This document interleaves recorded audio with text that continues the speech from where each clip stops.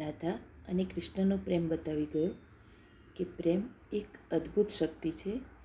એટલું જ નહીં પણ એ એક અદ્ભુત ભક્તિ પણ છે. કૃષ્ણ એ ભગવાન વિષ્ણુના અવતાર હતા અને રૂક્ષ્મણી એ લક્ષ્મીજીના અવતાર હતા. તો રાધાજી શક્તિ સ્વરૂપા હતા. એક એવી અદ્ભુત શક્તિ કે જે માણસને જીવવાનો સહારો બની રહે છે. એમાં ક્યાંય અપવિત્રતા નથી, પણ એક એવું સ્થાન છે કે જે માણસને એક તાકાત પૂરી પાડે છે.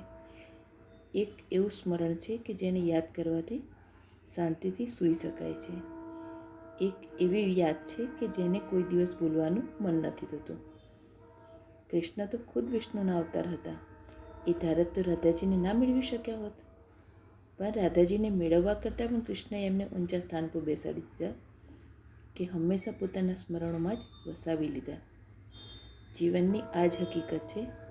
કોઈને ગુમાયાનું દુઃખ વ્યક્ત કર્યા વગર એને હૃદયમાં ઊંચા સ્થાને બેસાડો તો એનું પણ શ્રેય થાય અને તમારું પણ.